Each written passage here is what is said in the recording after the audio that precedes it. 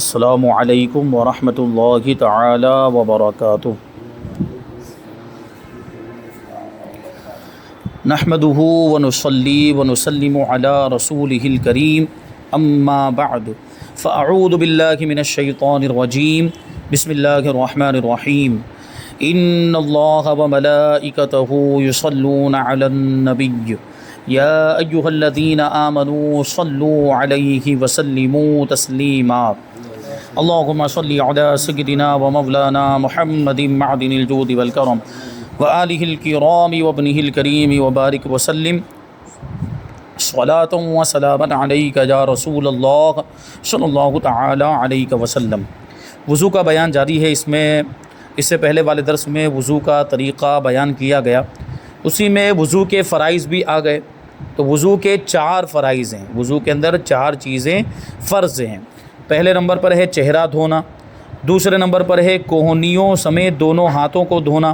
اور تیسرے نمبر پر ہے سر کا مسح کرنا، اور چوتھے نمبر پر ہے ٹخنوں سمیت دونوں پاؤں کو دھونا۔ یہ 4 فرائض، اس کو ذہن میں رکھتے ہوئے آگے کی باتیں سنیں گے تو وہ انشاءاللہ اچھی طرح سمجھ میں آئیں گی۔ تو یہاں پر اب بتاتے ہیں وضو توڑنے والی چیزیں، یعنی ایسی چیزیں جن سے وضو ٹوٹ جاتا ہے۔ وضو توڑنے والی چیزیں کون سی ہے؟ جواب دیتے ہیں کہ پہلے ایک حدیث مبارکہ ملاحظہ کیجئے۔ اللہ کے رسول صلی اللہ علیہ وسلم کا فرمان ہے کہ تم میں سے کسی کا وضو ٹوٹ جائے تو جب تک وضو نہیں کرے گا اس کا نماز پڑھنا جائز نہیں ہوگا، کیونکہ ہم جانتے ہیں یہ تو عام مسئلہ ہے کہ بغیر وضو کے نماز نہیں ہوتی۔ تو جو نماز پڑھنا چاہتا ہے اور اس کا وضو نہیں ہے، وضو ٹوٹ چکا ہے، تو وضو کرنا ضروری ہے۔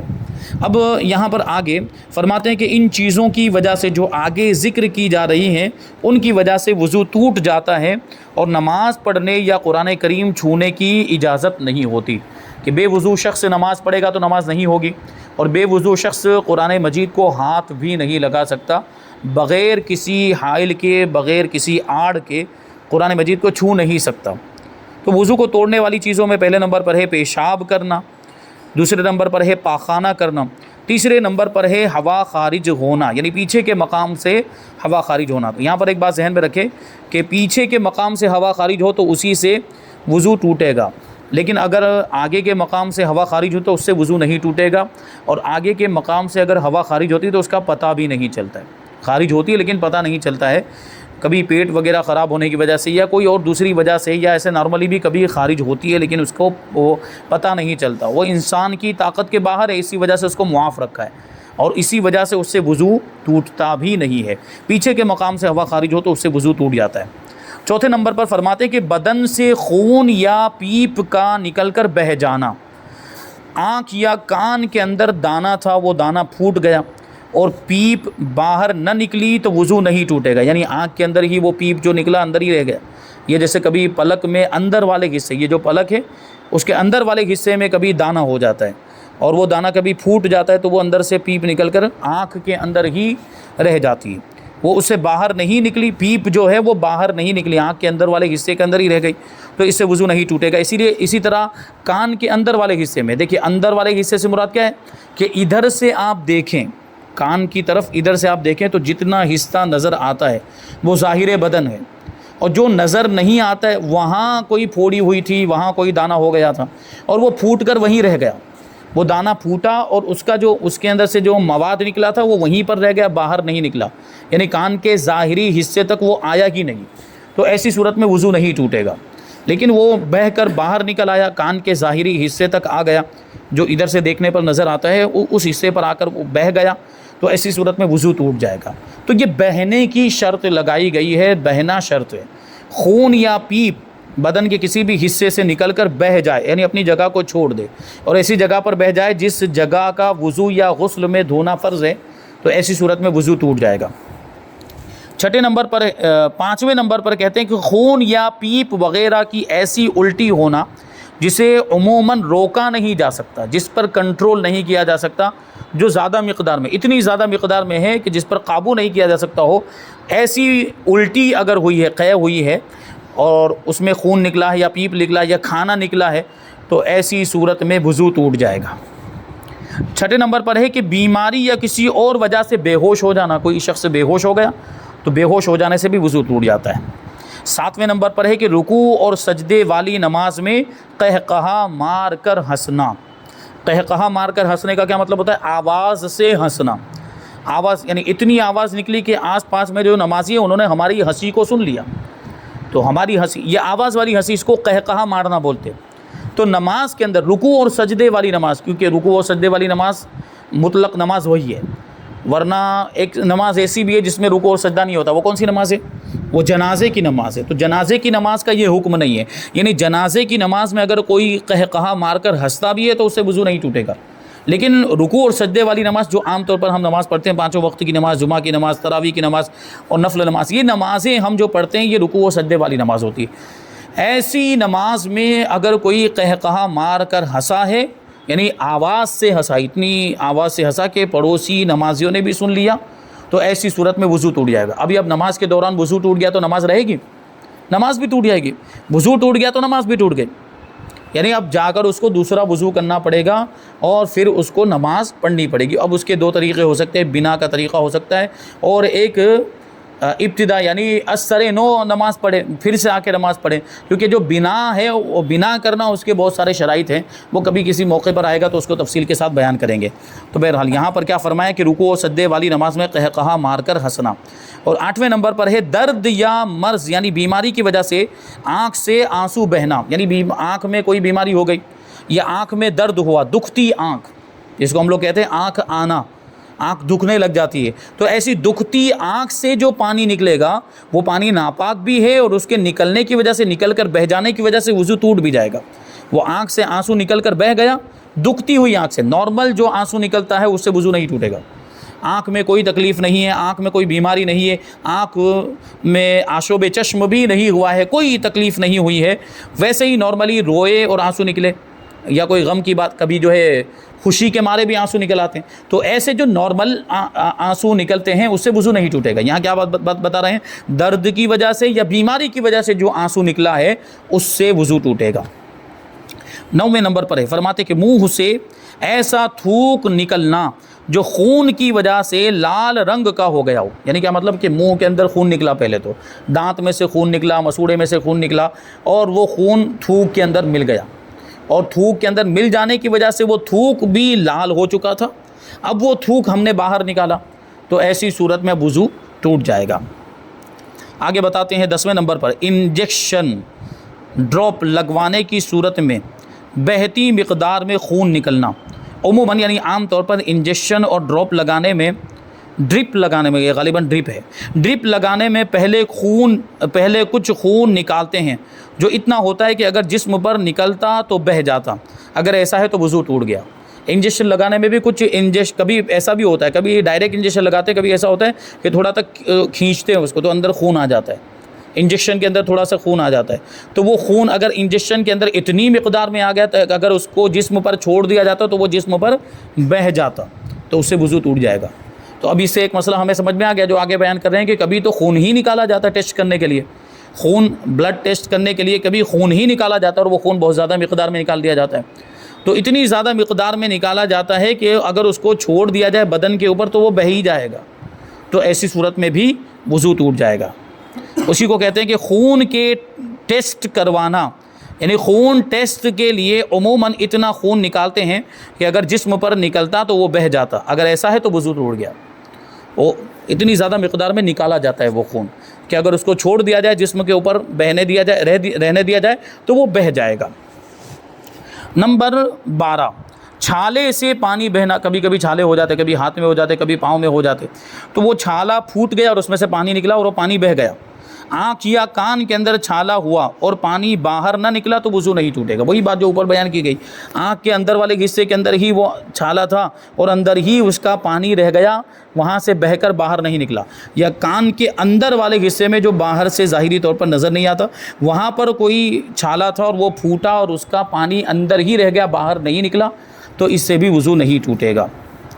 نمبر 13 غفلت کی نیند، اس طرح سونا کہ دونوں سرین جمے ہوئے نہ ہو، یہ بات ذہن میں رہنی چاہیے۔ اس طرح غفلت کے ساتھ سو جانا کہ دونوں سرین زمین پر جمی ہوئی نہ ہو، سرین یعنی جو بیٹھنے کی جگہ ہوتی ہے، انسان کا بیٹھنے میں جو حصہ زمین پر لگتا ہے، جب وہ سیدھا بیٹھے، جم کر بیٹھے، تو اس حصے کو سرین کہا جاتا ہے۔ وہ حصہ اگر زمین پر جمع ہوا نہیں تھا اور غفلت کے ساتھ سو گیا تو ایسی صورت میں وضو ٹوٹ جائے گا۔ یہ والی نیند جو ہوتی ہے، اس نیند سے بھی وضو ٹوٹ جاتا ہے، اور اس کو عام طور پر ہم یوں سمجھ سکتے ہیں کہ اس طرح سونا کہ جس میں جسم کے اعضاء، بدن کے اعضاء ڈھیلے پڑ جاتے ہیں،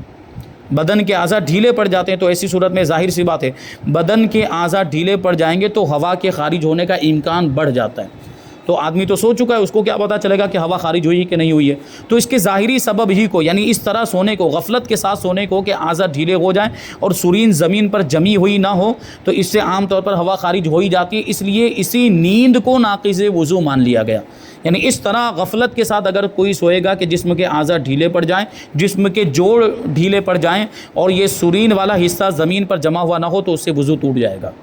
اس کا مطلب کیا ہوا کہ اس طرح کی کوئی اگر نیند نہیں ہے، جیسے ہم عام طور پر کبھی جھونکے آنے لگ جاتے ہیں، وہ اس کو بولتے ہیں جھومنا، جھومتے جھومتے سونا، جھونکے مارنا،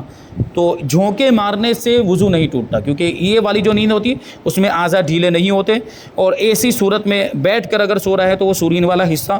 زمین پر جمع ہوا ہوتا ہے۔ تو اس کے بارے میں یہ بھی فرمایا گیا کہ اگر وہ جھونکے مارتے مارتے گر گیا، جھومتے جھومتے گر گیا اور ایک سیکنڈ بھی نہیں گزرا تھا کہ آنکھ کھل گئی، تو اس سے وضو نہیں ٹوٹے گا۔ لیکن اسی گرنے کی حالت میں اگر ایک لمحہ بھی گزر گیا، گر کر ایسا ایک لمحے کے لیے بھی وہ ایسے سویا ہوا رہ گیا زمین پر گر کر، تو ایک لمحے یا ایک سیکنڈ کے لیے بھی ایسا رہ گیا ہے تو اس سے وضو ٹوٹ جائے گا، کیونکہ اب سرین والا حصہ اس کا زمین سے اٹھ جائے گا۔ تو اس یہ پھر وہ غفلت والی نیند اگرچہ ایک سیکنڈ کے لیے ہوئی ہے، اس سے وضو ٹوٹ جائے گا۔ 14 نمبر پہ فرماتے ہیں کہ مرد یا عورت کے آگے یا پیچھے والی جگہ سے کسی بھی چیز کا نکلنا، پیشاب پاخانہ تو یہ تو نکلتا ہے، پیشاب پاخانے کے علاوہ کوئی اور چیز بھی، خون نکلا، پیپ نکلا، یہاں تک کہ پتھری نکلی، یہاں تک کہ کوئی کیڑا نکلا، اس سے بھی وضو ٹوٹ جائے گا۔ اب آگے وضو کے متفرق مسائل بیان کرتے ہیں۔ پہلا سوال کہ کسی عضو کو دھونے کے کیا معنی ہے، کیونکہ ابھی تک یہ بتا رہے ہیں کہ منہ دھونا، چہرہ دھونا، کوہنیوں سمیت ہاتھوں کو دھونا، پاؤں کو دھونا، کیونکہ بار بار جو دھونے کا لفظ آ رہا ہے، تو دھونے کا مطلب کیا ہوتا ہے، دھونے کا معنی کیا ہوتا ہے؟ ہم جو سمجھتے ہیں وہ اس کا مطلب ہوتا ہے، یا شریعت کے اعتبار سے اس کا کوئی اور مطلب ہے، کوئی اور معنی ہے؟ تو اس کو بیان کرتے ہیں، کسی عضو کے دھونے کے یہ معنی ہے کہ اس عضو کے ہر حصے پر کم سے کم 2 بوند پانی بہہ جائے۔ جیسا بھی یہ فرمایا کہ وضو کے اندر ہاتھوں کو دھونا کوہنیوں سمیت یہ فرض ہے، تو اب یہ یہاں انگلیوں سے لے کر کوہنی کے اوپر تک یہ حصے کو دھونا فرض ہے، ضروری ہے۔ تو اس کا مطلب یہ ہوا کہ یہ پورا جو ہاتھ ہے کوہنیوں کے اوپر تک، اس ہاتھ کے ہر حصے پر کم سے کم 2 بوند پانی بہہ جانا چاہیے۔ اب اس میں کوئی بھی حصہ اگر سوکھا رہ گیا یا کسی حصے پر صرف 1 ہی بوند پانی بہا، 2 بوند پانی نہیں بہا، تو وضو نہیں ہو پائے گا۔ تو یاد رکھیں دھونے کا مطلب کیا ہے کہ اس عضو کے، جس عضو کو دھونا ضروری ہے، اس عضو کے ہر حصے پر کم سے کم 2 بوند پانی بہہ جائے۔ بھیگ جانے یا تیل کی طرح پانی چپڑ لینے یا 1 آدھ بوند بہہ جانے کو دھونا نہیں کہیں گے، اور نہ ہی اس سے وضو یا غسل ادا ہوگا۔ یہ غسل کے اندر بھی یہ چیز ہے کہ کم سے کم ہر حصے پر 2 بوند بہنی چاہیے، 2 سے زیادہ بہے تو اچھی بات ہے، لیکن اس میں اسراف بھی نہیں ہونا چاہیے، جتنی ضرورت ہو پانی اتنا ہی استعمال کرنا چاہیے۔ تو 2 بوند تو کم سے کم بہنا ضروری ہے۔ جیسے کہ ہاتھ والا حصہ ہے تو یہاں پر کم سے کم ہر حصے پر، ایسا نہیں کہ ایک جگہ پر بہہ گیا، پورے ہاتھ پر ہر جگہ پر ہر حصے پر 2 بوند کم سے کم پانی بہنا ضروری ہے، اسی کو دھونا کہتے ہیں۔ اور اس سے کم اگر 1 بوند پانی بہا ہے یا صرف ہاتھ بھیگ گیا پانی نہیں بہا، یا جو ہے کہ صرف تیل کی طرح پانی کو چپڑ لیا، تو اس سے بھی وضو اور غسل نہیں ہوگا۔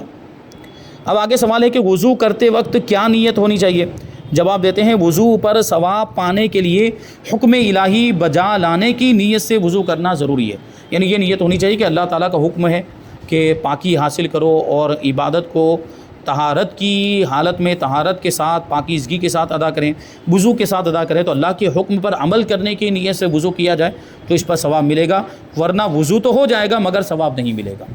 یعنی کوئی ایسے ہی بغیر کسی نیت کے، کچھ بھی نیت نہیں کی، ہاتھ منہ دھو لیا، اسی طریقے سے جو فرائض وضو ہے وہ ادا کر لیے۔ کبھی ایسا بھی ہوتا ہے کہ پانی میں ڈبکی لگا لی، جیسے نہانے کے لیے کبھی جاتے ہیں ندی میں گئے یا کسی دریا میں سمندر میں نہانے کے لیے گئے، تو اس میں ڈبکی لگا لی تو اب ظاہر سی بات جو وضو کے جو اعضاء ہیں وہ اس میں دھل جائیں گے، اور اس نے وضو کی نیت نہیں کی تھی لیکن وضو ہو جائے گا، کیونکہ وہ وضو کے جو اعضاء جن کو وضو کے اندر دھونا ضروری وہ دھل چکے ہیں، تو وہ وضو تو ہو گیا لیکن نیت نہ ہونے کی وجہ سے ثواب نہیں ملے گا۔ تو ثواب اگر حاصل کرنا چاہتے ہیں تو ثواب وہ اللہ کے حکم کی بجا آوری کی نیت کرنی پڑے گی۔ آگے ایک اور سوال ہے کہ وضو اور غسل کے دوران داڑھی دھونے کا کیا حکم ہے؟ جن کی داڑھی ہے ان کے لیے یہ خاص مسئلہ ہے۔ اب داڑھی دیکھیے دو طرح کی ہوتی ہے، کبھی تو داڑھی ابھی شروعات ہے، اگ رہی ہے، تو وہ گھنے بال نہیں ہوتے، چھدرے بال ہوتے ہیں، ہلکے ہلکے بال ہوتے ہیں، اور بیچ میں سے جلد چمڑی نظر آتی ہے، تو ایسی صورت میں کیا حکم ہوگا؟ اور کبھی داڑھی گھنی ہو جاتی ہے، بال زیادہ ہو جاتے ہیں کہ اب جلد نظر نہیں آتی، چمڑی نظر نہیں آتی، تو ایسی صورت میں اس کو کیسے دھویا جائے گا، اور وضو اور غسل کے اندر داڑھی کو دھونے کا کیا حکم ہوگا؟ جواب دیتے ہیں کہ داڑھی خواہ گھنی ہو یا چھدری یعنی ہلکی ہلکی ہو، غسل فرض ہونے کی صورت میں اس کے ہر بال کا نوک سے جڑ تک کھال سمیت دھونا فرض ہے۔ لیکن یہ کس کی بات بتا رہے ہیں؟ غسل کی بات بتا رہے ہیں۔ غسل کے اندر چاہے آپ کی داڑھی گھنی ہو یا ہلکی ہلکی ہو، دونوں صورتوں کے اندر اب نیچے والی جلد جو چمڑی والا حصہ ہے وہ بھی دھونا ضروری ہے، اور بالوں کو دھونا بھی ضروری ہے، بالوں کو نوک سے لے کر اس کی جڑ تک پانی پہنچانا وہاں پر ضروری ہوگا، یہ غسل کا حکم ہے۔ لیکن وضو کا حکم تھوڑا الگ ہے، کیونکہ دیکھیں غسل کبھی کبھی کیا جاتا ہے لیکن وضو تو ہمیں دن میں 5 مرتبہ کرنا ہے، تو وضو کے اندر تھوڑی آسانی رکھی گئی ہے۔ وضو کے بارے میں فرماتے ہیں کہ وضو میں چہرے کی حدود میں داڑھی کے بال گھنے نہ ہو، یعنی بالوں کی جڑیں اور کھال بھی ظاہر ہوتی ہو، تو اب چہرے کی حد میں موجود داڑھی کے بال مع کھال دھونا فرض ہے۔ یعنی یہ جو بال ہے جو چہرے کے دائرے میں آتے ہیں، یہ جو چہرے کی حد ہے اس دائرے میں جو بال آ رہے ہیں، کچھ بال تو ایسے ہوں گے جو لٹکے ہیں، یہ چہرے کی حد سے لٹک رہے ہیں، ان بالوں کی بات نہیں چل رہی، جو چہرے کی حد میں آتے ہیں ان بالوں کے بارے میں کہہ رہے ہیں کہ اگر وہ گھنے بال نہیں ہیں بلکہ چھدرے بال ہیں، ہلکے ہلکے بال ہیں، تو ایسی صورت میں کیا کہتے ہیں کہ اب جو بال چہرے کی حد میں موجود ہیں ان بالوں کو بھی دھونا پڑے گا، اور ان کے نیچے جو کھال ہے اس کو بھی دھونا ضروری ہوگا۔ یہ کب ہے؟ جبکہ بال ہلکے ہلکے ہیں اور یہاں سے جلد نظر آتی ہے، چمڑی نظر آتی ہے، کھال نظر آتی ہے، اور کہتے ہیں کہ جو بال چہرے کی حدود سے نیچے ہوں ان بالوں کا دھونا فرض نہیں۔ یہ چہرے کے دائرے کے باہر جو نیچے جو جا رہے ہیں، جو لٹکتے ہوئے بال ہیں، جو چہرے کی حدود سے باہر ہیں، ان بالوں کو دھونا وضو کے اندر ضروری نہیں ہے، ان کا مسح کر لینا سنت ہے اور دھونا مستحب، یعنی ان کو بھی اگر دھو لیتے ہیں تو اچھی بات ہے، اس میں بھی ثواب ہے۔ کہتے ہیں اگر داڑھی کے بال گھنے ہوں کہ گھنے پن کی وجہ سے بالوں کی جڑیں اور کھال نظر نہیں آتی ہو، تو اب بالوں کی جڑیں اور کھال کا دھونا فرض نہیں ہے۔ اب اگرچہ یہاں کے بال ہی کیوں نہ ہو، یہ چہرے والے بال ہی کیوں نہ ہو، چہرے کی حد میں آنے والے بال بھی، لیکن اتنے گھنے ہیں کہ وہ گھنے ہونے کی وجہ سے اب وہ بالوں کی جڑ اور اس کے نیچے والی جو کھال ہے، جو چمڑی ہے، وہ نظر نہیں آ رہی، اتنے زیادہ گھنے بال ہیں، تو ایسی صورت میں اب وہ کھال کو، اس کے بالوں کے نیچے والی جو کھال ہے اس کو اور جڑوں کو دھونا ضروری نہیں، اب یہاں اوپر ہی سے پانی بہا دینا کافی ہے۔ یہ بالوں کے جو چہرے کی حد میں آ رہا ہے اس کے بالوں کے اوپر ہی پانی بہا دینا کافی ہوگا، اور اوپر والے حصے کو دھو لینا کافی ہوگا، کھال کو دھونا فرض نہیں، بالوں کا دھونا فرض ہے، جو بال ہے اوپر ان کا دھونا فرض ہے۔ اور اگر کچھ حصے میں گھنے بال ہوں اور کچھ چھدرے بال، کبھی ایسا بھی ہوتا ہے جیسے یہاں پر ہلکے ہلکے بال ہوتے ہیں کبھی، اور یہاں گھنے بال آ جاتے ہیں، نیچے والے حصے میں، تھوڑی والے حصے میں گھنے بال ہوتے ہیں اور یہاں ہلکے ہلکے بال ہوتے ہیں، ابھی شروعات میں کبھی ایسا ہوتا ہے، تو ایسی صورت میں کیا حکم ہوگا؟ تو کہتے ہیں کہ جہاں گھنے ہوں وہاں بال،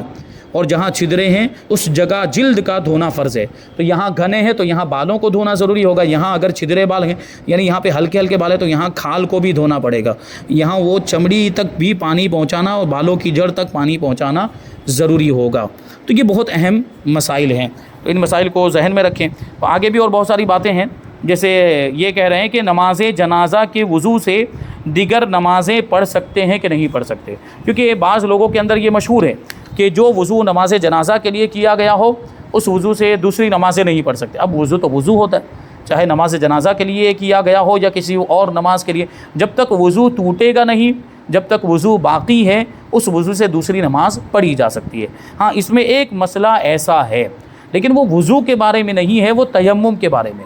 کبھی ایسا ہوتا ہے جیسے نماز جنازہ میں کسی کا کبھی انتظار کیا جاتا ہے، کبھی نہیں کیا جاتا ہے، جیسے مان لیجئے کہ ایک شخص رہ گیا تھا، وہ ایسے وقت میں پہنچا کہ نماز جنازہ بالکل شروع ہو چکی ہے، اب اگر وہ وضو کرنے جائے گا تو وہ جو اس کے جو نماز جنازہ کے جو ضروری ارکان ہیں وہ چھوٹ جائیں گے، نماز جنازہ چھوٹ جائے گی، یہ سمجھے کہ نماز جنازہ اس کی چھوٹ جائے گی، اور نماز جنازہ پڑھنا یہ فرض کفایہ ہے۔ تو ایسی صورت میں نماز جنازہ حاصل کرنے کے لیے اس کے لیے تیمم کرنے کا حکم ہے کہ وضو کرے گا تو نماز جنازہ ہی چھوٹ جائے گی، تو اس لیے وہ تیمم کرے، جلدی جلدی تیمم کر کے وہ شامل ہو جائے، تو ایسی صورت میں اس کی نماز جنازہ ہو جائے گی۔ کیونکہ ولی کے لیے تو انتظار کیا جاتا ہے نماز جنازہ کہ جو میت ہے، جو مرحوم ہے، اس کا کوئی ولی، جیسے باپ کا انتقال ہو گیا تو بیٹا، تو اس کا تو کوئی انتظار کریں گے، لیکن کوئی دوسرا رشتہ دار ہے یا کوئی دور کا رشتہ دار یا کوئی ویسے ہی پہچان والا ہے، تو جو آ گئے وہ آ گئے، بعد میں انتظار نہیں کیا جاتا کہ وہ بھی آ رہا ہے وہ بھی آ رہا ہے، اس میں تو کافی دیر ہو جائے گی۔ تو وہ آیا ایسے وقت میں پہنچا ہے کہ اب نماز جنازہ